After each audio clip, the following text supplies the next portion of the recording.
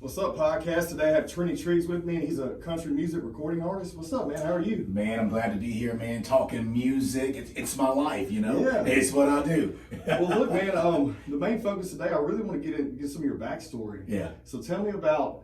I want to know when you got in the industry, because you've done a lot of things over the past. How old are you now? 54. Man, you've done a lot of things. 54. You've done a lot of things. I've known you for about 10 years now. And, dude, can we get started when you were a kid? How did you come into music? Well, of course, my whole family sings. Okay. On my mom's side, I'm talking about everybody. My sisters, my cousins, everybody sing. So, of course, me in class, second grade, singing at my desk all the time, got in trouble for singing. Okay. I got in trouble, so the penalty was to get in front of the class and sing the song I was singing at my desk. Well, they were training you early. They were training me early, man. So really from that point on, man, after singing in front of the class, the teacher come way up there, like, man, they started putting me into Christmas programs, you know, different things like that. And it just grew and grew the personality, and the whole thing just kind of grew from that, you know. Okay. And then you got, so about what age did you step into doing this publicly, and did you know that you wanted to make a career out of it? I think I started singing in a family band probably around about 14 or 15. Okay. A family group or whatever. We just played and stuff like that, and never really took it serious. You know, just playing and having fun.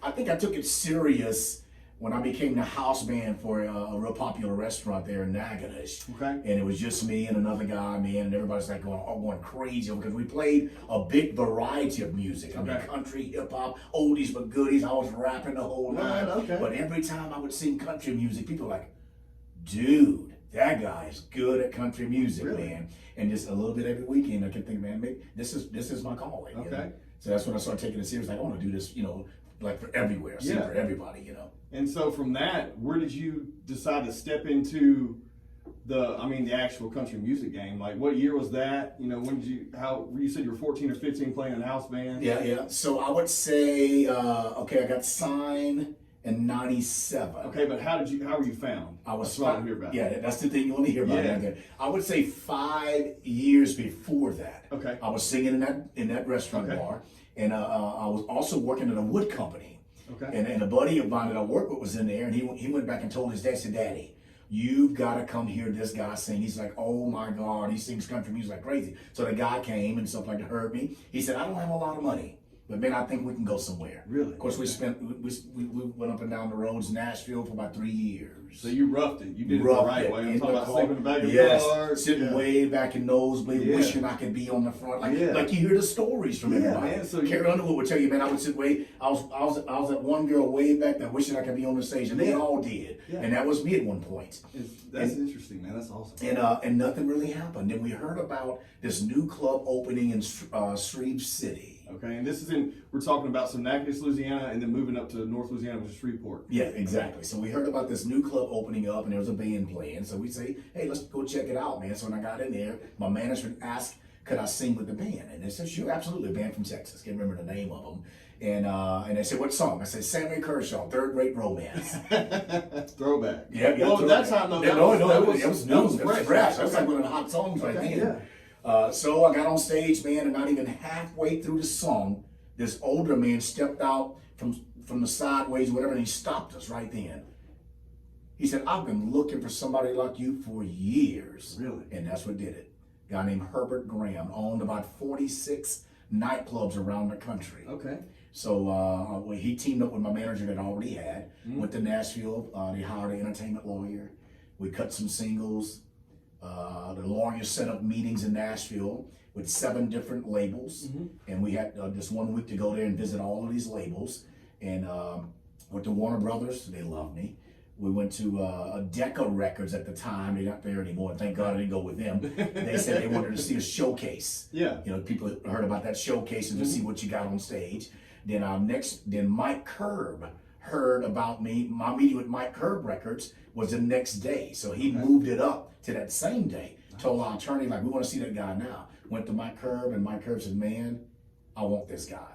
Okay. So that's where we went. And this was, what year was this? It's 97. 1997. And you cut what was your first hit single? The first hit single was the first one we put out there, Straight Tequila. Straight Tequila. Straight Tequila over Mixed Emotions. Yeah, man, I just put that on my story yesterday. I don't know if you saw it yet, but that's actually my favorite song of yours. Yeah. And so from there, what happened? I'm interested to hear because you took off. You were you're a local guy. You started out. What was the name of the restaurant you started in? The restaurant in Nagant is just the Mariners. The Mariners, and it's still there. Mariners still there. Okay. Still there. Is it still the same family and everything? Well, it went through 3 different families, but at the time I was there, it was the same family, the Nichols. Okay. Anyway, but I was a house band for 7 years. Okay, and then anyway, but I got signed. We decided to choose Curb Records. Did the big deal, the whole 9. But at the time, Mike Curb owned Curb Records, which Tim McGraw was on. Okay. He had MCG Curb, that was Leanne Rhymes,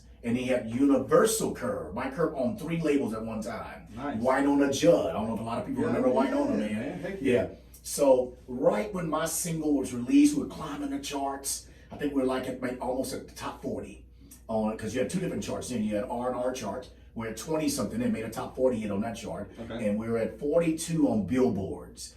And then out of the blue, my label shut down. What? Yep. Really? I was on MCG Curb, which is Mike Curb Group. Right. It shut down. I was out on the road. Yeah. And heard that the label had been shut down. So I got lucky. Okay. I got lucky. They got rid of everybody that worked for the label. That was the bad part of my luck, though. Okay. And lots of artists were let go. But they moved me over to Curb Records. Okay. But over at Curb Records, they had just started promoting this little young guy named Steve McAnally. Okay. Brand new single. So all the people, all the regionals is what they call them. They go out and work the records all around the country. Yeah. They were all let go.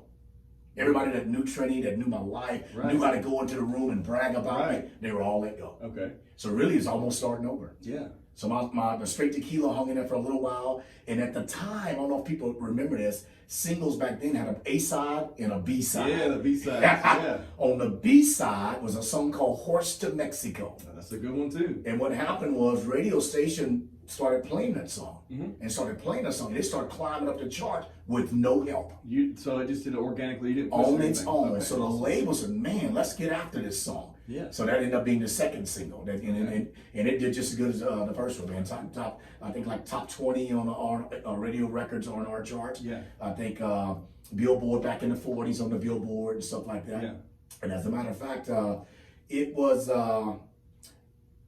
it entered the top 50 with, what was it, the least amount of radio stations playing it. And it actually beat out Leanne Rhymes' song Blue. It was some type of record then, Whoa, I think it was only 19 stations playing it and it went into the top 50. Yeah. You know, some type of record at that time, whatever. So because of so many stations playing it heavily, California, Texas, Oklahoma. So it was a big southwestern feel. You know? Right, yeah. So that's pretty much how it started. And that sound you had, I mean, I feel like it was perfect for the time. Yeah. Like you fit right in there, and being an African American country singer, what kind of feedback did you get on that? Like, because there's a big year gap between what you and Charlie Pride. I mean, huge some of the gap. big players. Huge gap, man. You're probably the next big player that comes in. Yeah. So it was pretty interesting, man, because on the tour bus around the country, man, we would stop at a McDonald's or something like that. And everybody, black, white, you go in there and got black guys working and black girls working.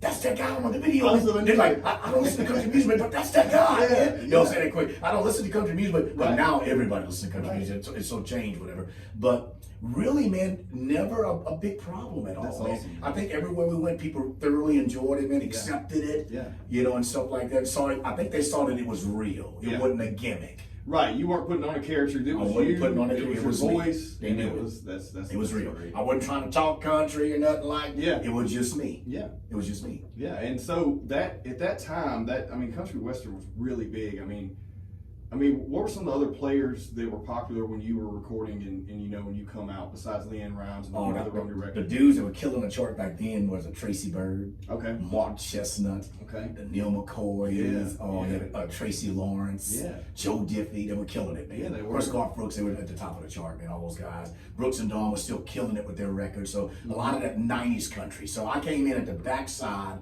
of the 90s country, 97 through 99, and it changed over to 2000. So most of my records were released in 2000, from 2000 to 2010, but I was on the back part of that 90s sound. Yeah, you definitely were. You have, and it's authentic. Now from there, you're on the road, you're touring, you revamp with a new label, and where do you go from there? What's the next move? I mean, because I know, you've been playing in big venues. You want to talk about that? I mean, what's some of your best moments in in the life of Trini Triggs when you were at your, the prime, and it's really prime, killed. Yeah, I think that having an opportunity to do certain things that I guess a lot of country singers probably like, oh my God, I wish I could do that. Playing the Grand Ole Opry. Man, that's one thing now about this. A lot of people may not know about me is that I grew up on country music. I know I don't look like it with the tattoos and the earrings and all that, but I really love the old sound. I'm not too crazy about the new sound, but I really love the old sound. And I remember spending weekends at my grandparents on the weekends watching Grand Ole Opry. Yeah.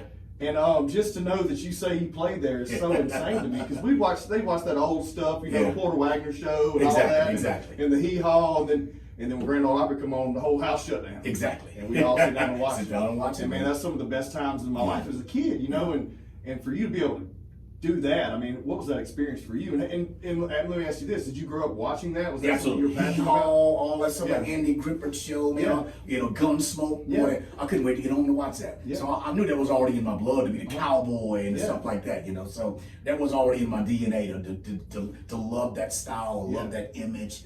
That lifestyle. That was already in me. Well, playing Grand Ole Opry, what did that feel like? I mean, man, just I guess like any country artists would say, having an opportunity to do it, man, just unbelievable to know, like, oh man, I guess we would say, man, I made it. Yeah. When if you play in the Grand Ole Opry, you're thinking, you're there. Man, I made it. Yeah. And to say you're there with Porter Wagner, Little Jimmy Dickens, Charlie Pride, John Conley, all of those guys right there backstage with me, And I think my first time I played it, this is how it happened.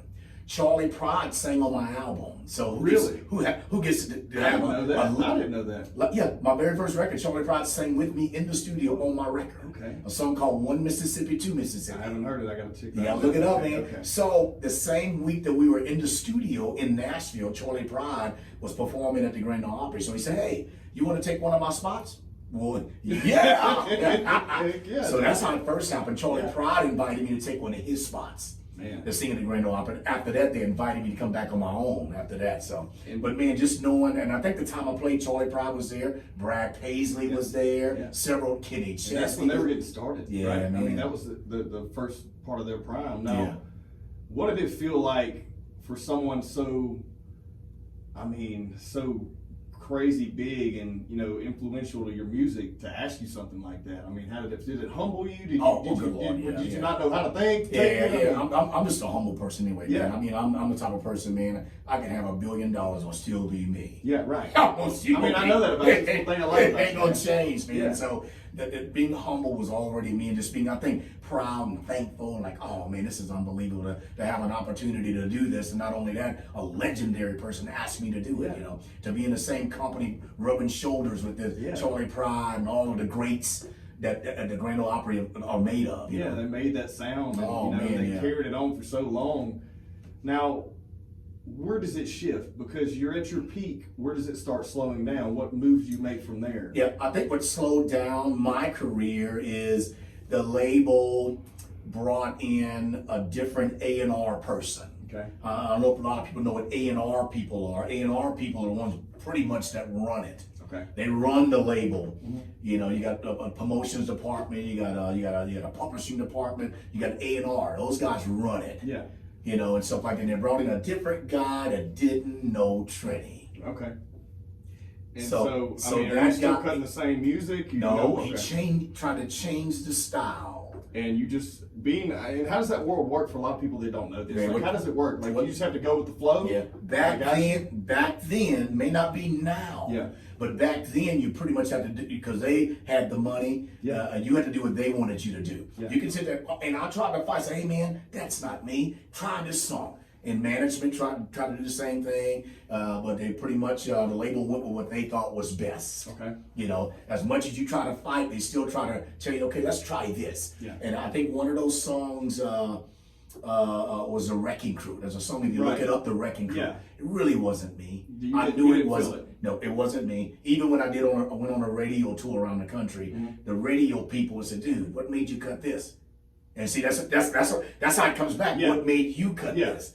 And it reflects back on you as the artist. And they're not. You have to own it all. Exactly. Like, man, they made me cut it. Yeah.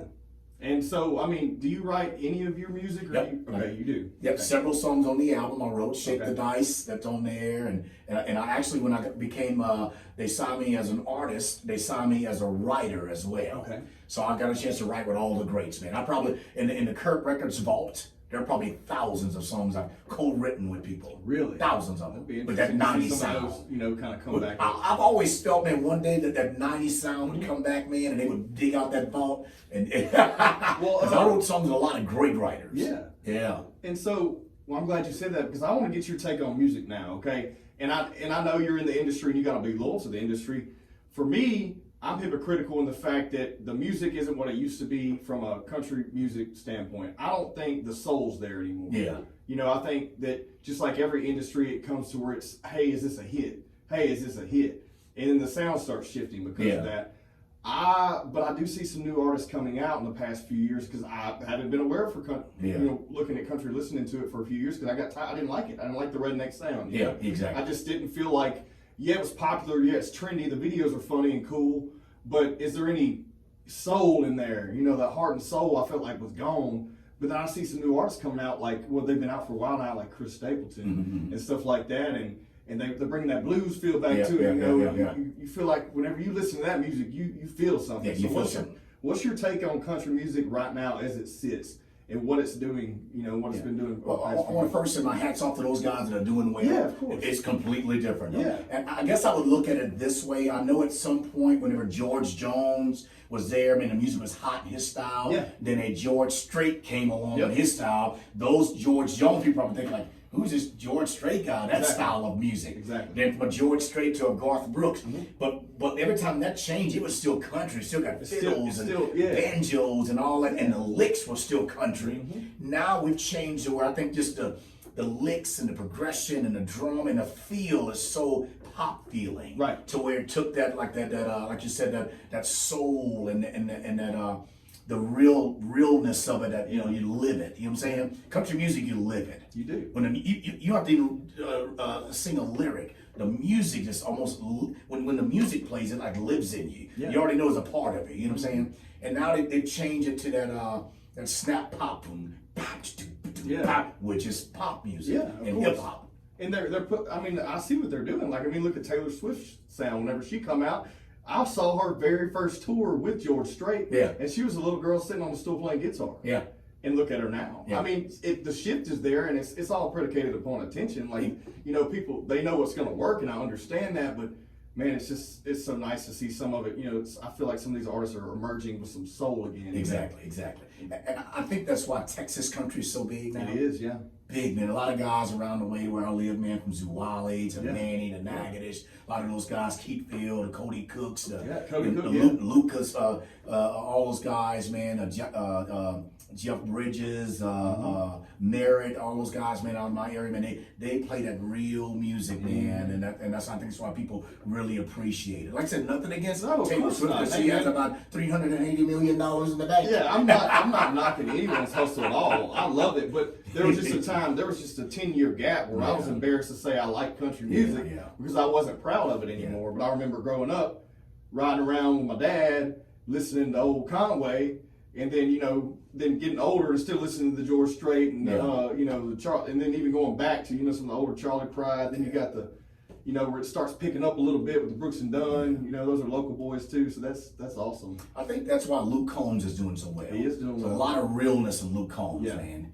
You know, there's just a real deal right there, you know.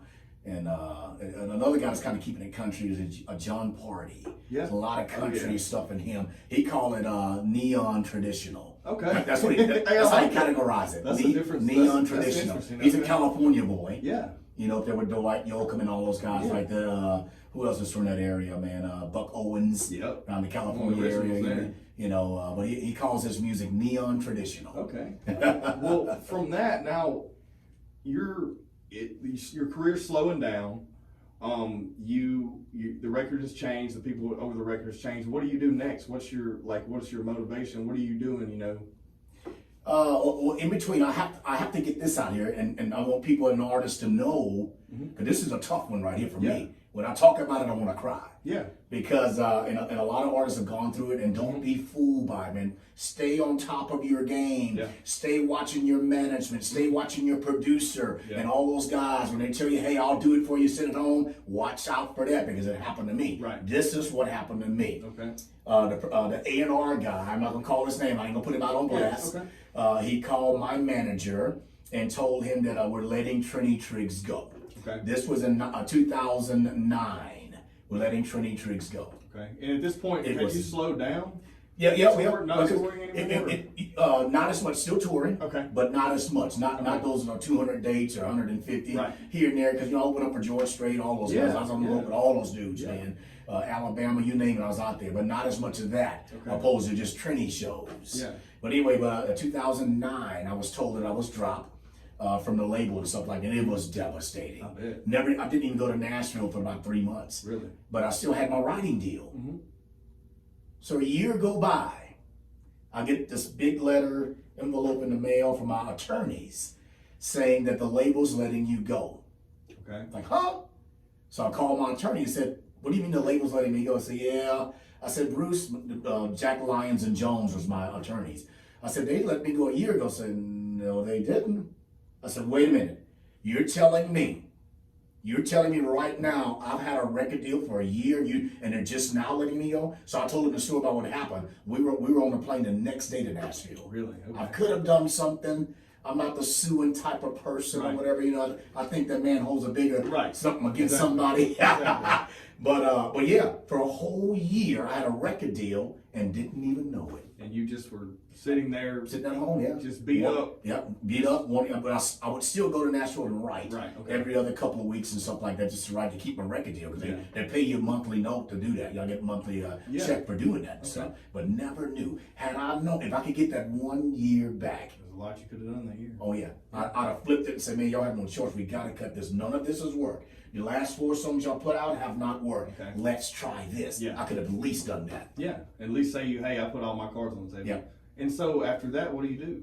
Where you at? Well, it's record deal's over. Yeah. We tried contacting other people and cutting some new stuff, and then along came another guy that believed in me and put a lot of money in me and stuff. And we're getting ready to go with this label by a guy named James Stroud. Music industry people know the name. It's huge. Gotcha. Huge. Produced Tracy Lawrence, a lot of the big guys. Gotcha. James Stroud had a label at the time, so he was gonna get on that label and get all the paperwork and stuff like that. And 3 months later, the label was gone. So it was like one tragedy after the next, and along the way right there. And so, like, what do you do to feel like you gotta, if you're, and I'm asking you this because I really want these listeners to know what you go through and also what you do. Yeah. Because what I know about you is you don't quit. It don't matter what. You hadn't stopped. You're gonna find some way to keep hustling, do your thing, and get in front of people, and you're doing things right now. But so when this happens, what do you do?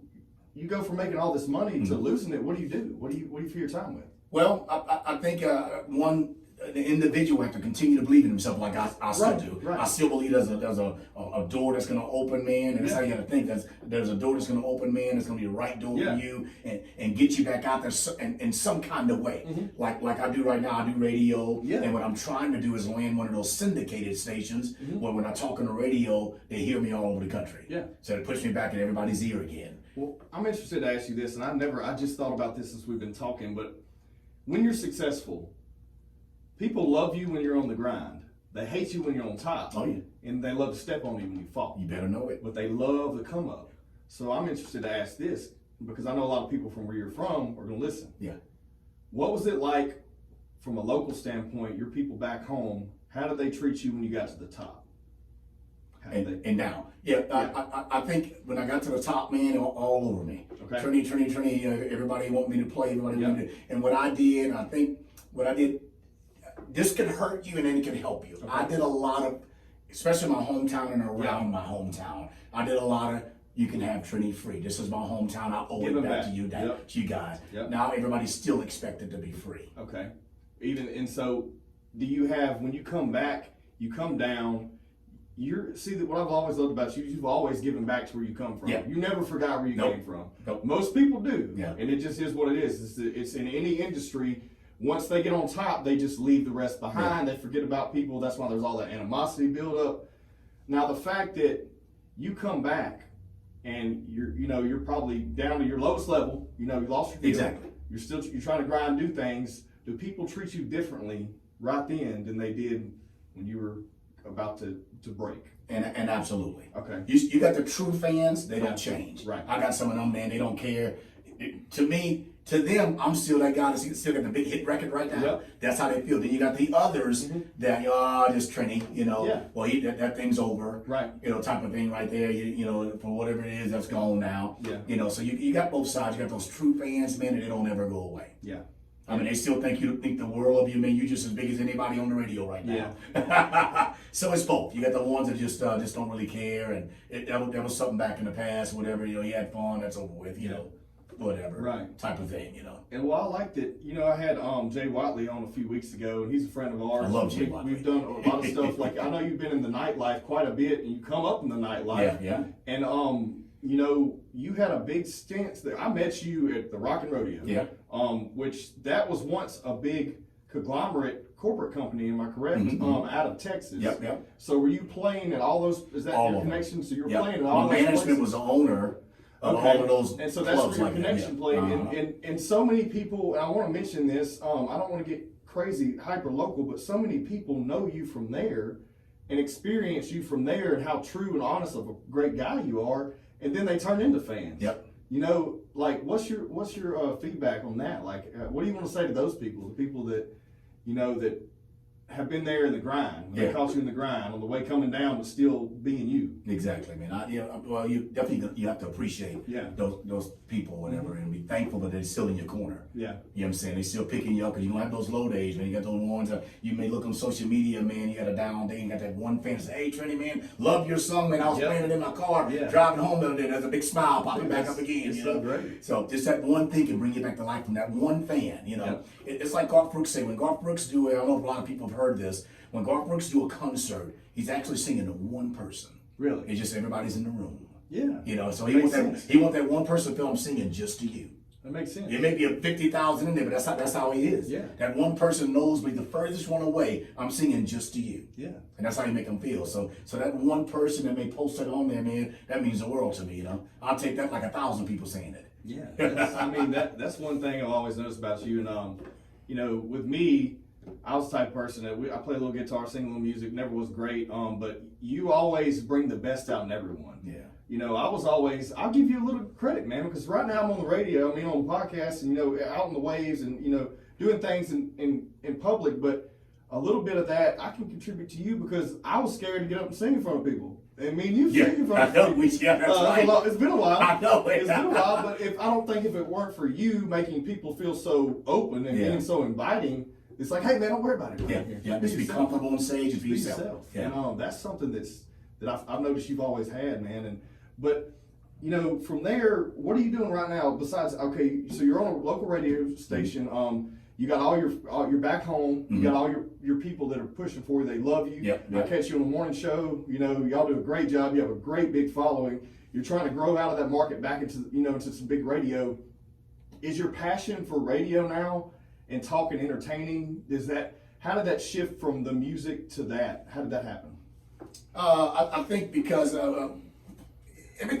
everything's come back to the individual. It comes back to you, how bad you want it. If you're going to get out there, because it's not going to come knocking on your door. Not coming. It's not going to come knocking on your door. So I didn't go out there fighting to get the gigs and getting the gigs, and I started focusing on radio because I got to thinking, that's a good way for people to hear me again. Yeah. Let's get on the radio. Yeah. Because the station reaches out to many different people, so that's a good way they can hear my voice every morning. Maybe play my songs occasionally here and there. Yeah. So that was my thinking to do that. And also at the same time, I knew about syndicated stations. Right. So this would be a good idea. Let me go do radio, get some of that under my belt, get a few years under my belt, tie it in with my music career, and see if I can land one of those. And I got to thinking Shania Twain and Travis Tritt have a TV show called Real Country. Okay. And live on TV. Okay. The world can see it. And the guy they hired to host it was just a radio guy. Yeah. A popular radio guy. So my thinking was, man, I could do that. I got the personality for that. So let me see if I can get one of these syndicated stations, become this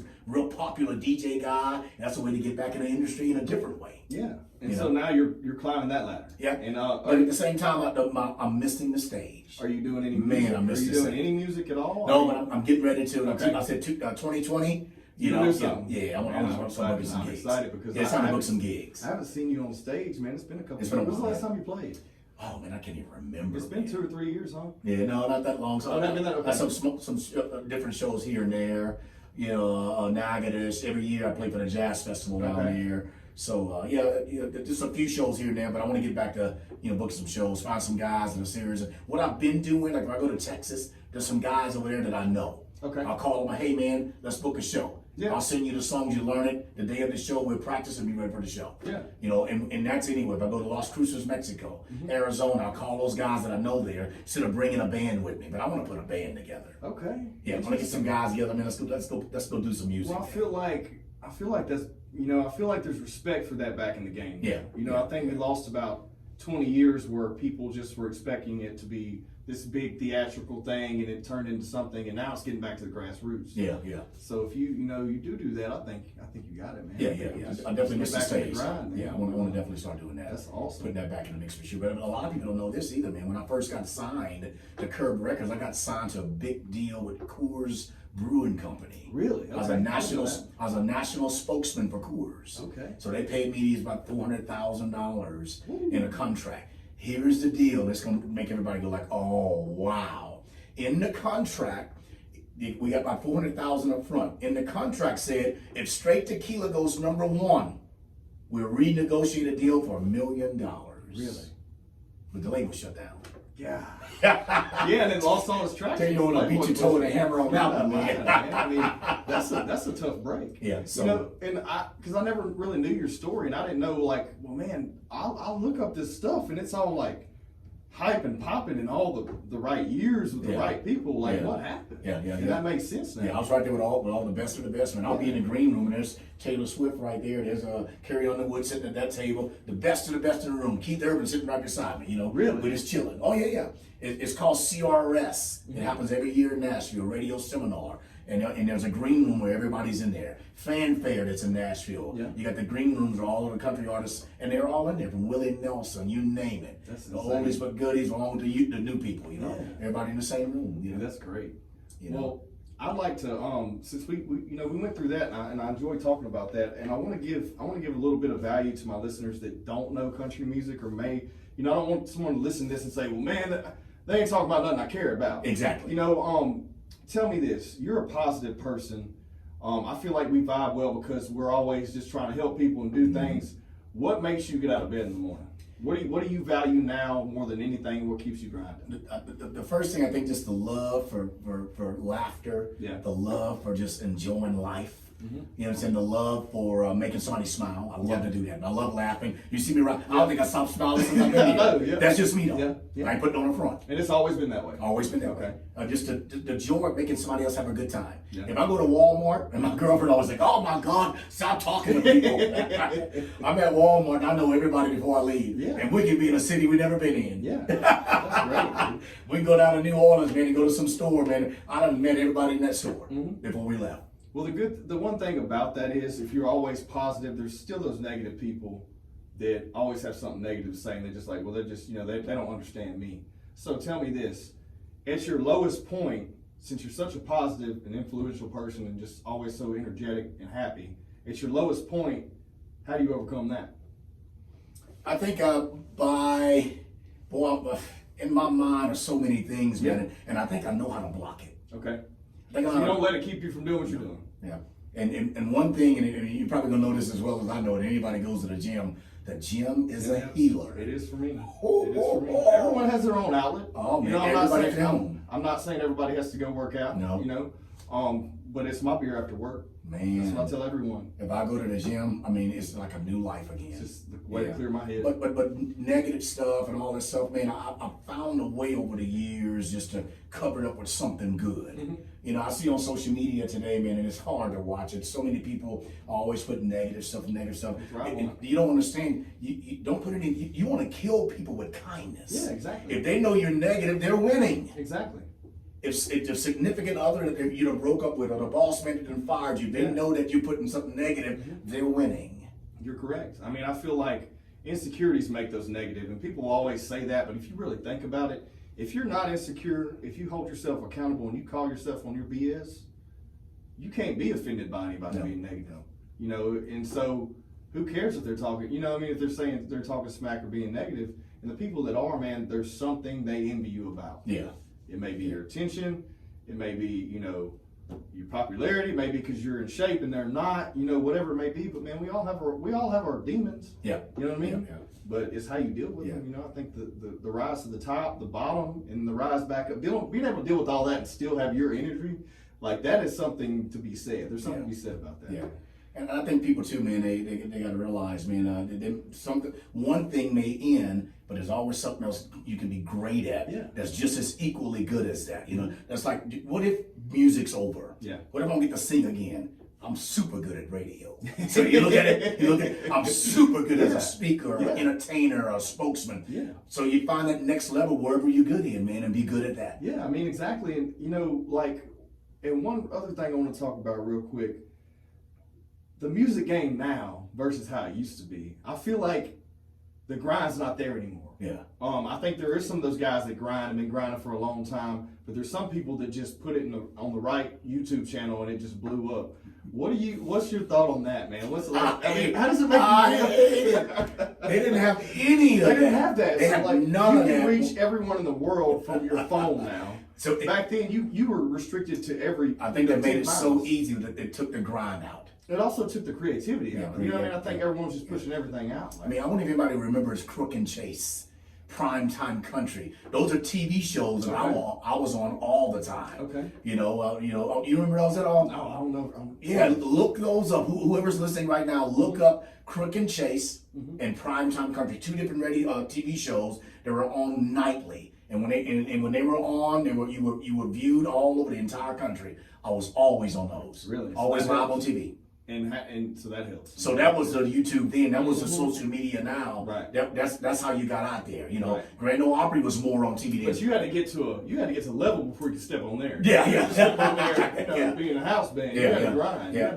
And once again, there it is right there. Charlie Pride, the goodness of him. We got some good people out there. Charlie Pride, I think, made it possible for me to be on that first show. Yeah. You know, with him, live with him right there on the stage. And that do you have someone behind you that believes in you, that'll plug you? I mean, there's not a lot of people who live like that, man. Yeah. I feel like gratitude and, kindness is almost, it's nostalgic.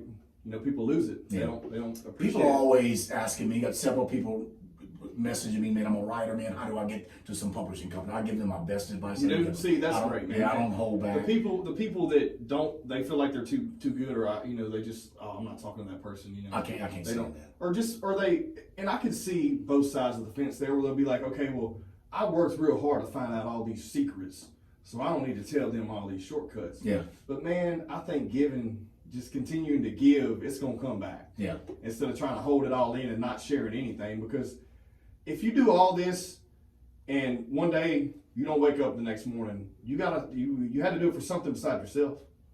I mean, what was the point? Exactly. And you got kids, you got grandkids, man. How many kids you got?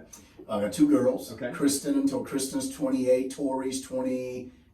Okay. Yeah, and they both have two boys apiece. Awesome. Yeah. So how does it feel to be in that chapter of your life? Oh man, I love it, man. I love it. Just watching them grow and being a part of that and stuff like that. I think it just comes with life. Yeah. It comes with growing and just getting older, and then it's time to see the grandkids and the kids have stuff and that whole thing. Yeah. But, and also reflect back on the things I've done. I had some amazing times, man, on tour with Tracy Lawrence. I don't know if anybody remember Kevin Sharp. Kevin Sharp, he's passed since. Okay. Kevin Sharp, and nobody knows me. Yeah. Kevin Sharp, Tracy Bird, all of us are on tour, and we're opening up for the one and only Garth Brooks. Oh, man. Who said I've done that? I don't care who you are, you know who that is. Yeah, you know what I mean? You know who that is. So just being able to on tour with the George Straits, you know, Martina McBride, opening up for the Travis Tritts and all those people, Alabama, you know, old Alabama, baby. Man, just having an opportunity to do that around the country. Yeah. Not 1 or 2 times, but all the time for 10 years. That's a grind right there, and that's something a lot of people can't say they did. You know, especially the people that just take off, go viral, and never have a chance to experience the culture. Yeah. You know, so they're their own person, but they don't appreciate the culture and the drive because they didn't have a chance to experience it. They didn't come up with the hard work. And speaking of experience, I'm just going to tell you about this one time right here that I'll never forget. We're playing a celebrity basketball game in Nashville at Belmont College. Okay. Vince Gill, everybody in the game. You got some of the Tennessee Titans football players, which were huge dudes. Yeah. I felt like a little worm. They were slamming the ball with the pinky finger. Anyway, but in the locker room, this is pretty cool. Rascal Flatts and their boxers. We're all getting dressed to go play basketball. Rascal Flatts sitting on the bench right here beside me while I'm getting dressed. And Vince Gill. They were the halftime show harmonizing and singing their song a cappella while I'm getting dressed right in the middle. Right there in the locker room. That's crazy. Can't beat that. No, you can't. Those are some of the best vocalists in country music. Yes. If you don't know country music. Vince Gill's amazing. People have their opinions about Rascal Flatts, but I'll tell you this. I support consent. You can't say anything about Vince Gill. I mean, vocalist-wise, real I don't know. You know, Vince Gill, real deal. My grandma was real into music growing up. I mean, when I was growing up, and she sang all the time, and, you know, they used to sing back when the hayride was going on, and, you know, and Vince Gill was something I always heard her. That was one of her favorites, you know, she always listened to his music. And amazing, man. That guy's voice is insane. Yeah. It is. So just having an opportunity to just be in the locker room in that type of setting. Yeah. You'll never forget that. Well, tell me this real quick. So, in your prime, your daughters are how old? I think a 10 and 5. So did you miss a little bit there while you were doing, you know? Oh yeah. And I only want to ask you these questions. I know maybe you know something, but I want to ask you this because I want people to hear who are out grinding. Yeah. You know what? I think people are gonna appreciate this. Some may say, "Oh, I don't know," but I think a lot of them are gonna appreciate this. Yeah. In my prime, I ended up going through a divorce. Okay. Kristen was 10, Tori was 5. Okay. And of course, we lived in Natchitoches. Yeah. The label wanted me to move to Nashville. Management wanted me to move to Nashville to do it every single day. Yeah. But had I moved to Nashville, I was going to miss them doing soccer and dance and school and homework and telling the stories and rocking to sleep. Mm-hmm. I chose to rock to sleep. See, man, there's something to be said about that. I didn't know that. So you know, that was probably one of the things too that hurt me too. Yeah, but did it really? No. I don't think so. Nah. Because a lot of people can't say they did that, you know? You would have missed all those soccer games. You know? All those different little things that they're involved in. The school trips where you're holding a hand, going to the zoo. Yeah. Shit, you can't get that back. No, man. Hanging out in Nashville, writing with people, and you're talking to them on the phone. You having fun? They didn't have FaceTime back then. No. They didn't have no FaceTime. It's all that. Now you got. So I chose to be with them. Yeah. And go to Nashville every other couple of weeks. May not have been enough for the label and stuff like that. But still, the label can't get back what I was able to hold on to. Exactly, and you were able to experience it and still be a dad. Yep. And look back and just say, hey man, you win in my book, bro. Yeah. You win in my book, and you still grinding. So I chose them. Yeah, that's what's up. Well, look, I got something for you. So you got a morning show, radio show right now. Yep. Do you like coffee? Oh yeah. I gotta get that voice right in the morning, man. Okay. My voice is always so crappy in the morning. I got these things. I drink them. You're into health and fitness, so Bang. Everyone knows about Bang Energy. A lot of people don't know about these. This is Bang Keto Coffee. Okay. Oh. So it's low carb, high protein. The difference between this and a regular Bang Energy drink is there's no creatine, so you don't get that bloated, puffy feeling you pre-workout. You can use this as a coffee supplement with 20 grams of protein. Wow. And so you almost got a little meal in the morning with your coffee. Yeah. And I love it. I hope you like it. I'm going to do it in the morning, send you a video and picture of it. Yeah, let me know if you like it, man. And I wish these, this is not even me plugging this. I just like it. You know, I wish they'd give me some money to shoot. No, they, Heavenly Haze. Heavenly Hazelnut. Yeah, that's what's up. Yeah, and it's some good stuff, man. I really like it. I can't wait to try it, man. Man, anything you want to get back, or tell anybody, or you got anything you want to plug right now, man? I just think, hey, Trinity's not over. Yeah, I'm far from over. You know, I'm self-driven. You know, I'm self-motivated. I'm the type of person, I don't need a workout partner. Yeah. It's fun having one Yeah, in the of gym, course, yeah. but I don't need one because Exactly. I'm self-motivated. Right. I know how to get to the next level by myself. How do you do that? It's just the drive that's in me. Yep. To want to do better. You gotta want to do better. If you don't want to, you're not going to. You ain't going nowhere. And nothing will come knocking on your door. You got to go after it. I don't care what you're trying to do, what you're trying to accomplish. You got to go after it. You got to do it. You got to work at it a little bit every day. Mm-hmm. Don't you think? What's his name? The 3-point shooting guy for the Warriors. Yeah. Stephen Curry. Yep. I guarantee he worked every day. Oh, no doubt. Tiger Woods worked every single day. No doubt. I guarantee that's how those guys got to that level. If you want to be a guitar player, you want to be super good. 20 minutes every day, you'll be amazed. Yeah. I mean, if you just sit back and wait for it to come to you, it's not going to happen. Nope. I don't care what you're doing. I Yeah. don't care if you're the businessman, you know, or you want to be the music artist. Yeah. It don't matter. Yeah. So I guess the main thing I would say, just believe in yourself. Yeah. Because I mean, most people probably won't. Mm-hmm. You know, people are fake like they're believing in you and stuff like that, and you only have a few people in your corner. Yeah. So you got to be in your own corner. I hear you. So I agree, man. Well, look, man, it's great having you on today, and everyone, please Appreciate it. subscribe to the podcast.